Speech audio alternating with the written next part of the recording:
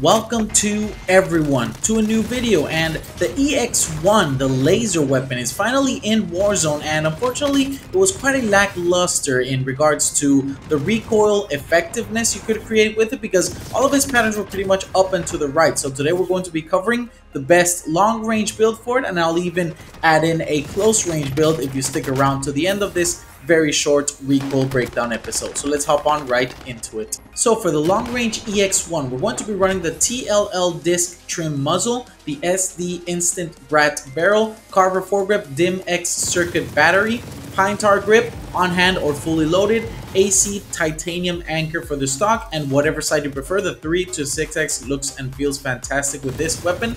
Perk 1, you can pretty much run anything you want. There isn't anything that affects your recoil. Sleight of hand didn't feel like it was doing much, so just keep that in mind. But you can run fleet if you want to run a combat scout type of class with an SMG that also has fleet or taped grip, or spotter for more damage range. Really, whatever you want to try out is up to you.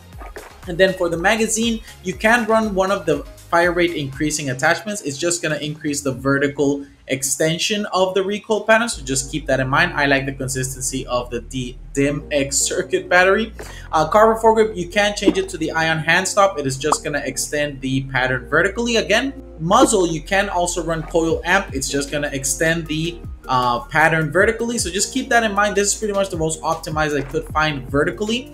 You pretty much don't have to worry much about horizontal kick because it's just a straight line up and to the right, as I said earlier in the video. So there you have the long range EX1 build. Now I do want to clarify that the sniper burst and DMR conversions just didn't feel like they would be any good currently. So although I went through some possible builds for all of these, they're all just kind of meh in my opinion, and I thought about a hipfire build as well, but the laser is quite intrusive visibly, so I left that idea in the bin because I didn't really want to kind of give you a build that kind of just didn't really work at the end of the day. So I did find quite some success for leveling the weapon in Plunder while using this close range build, which of course you can change some early unlocks around as they pop up.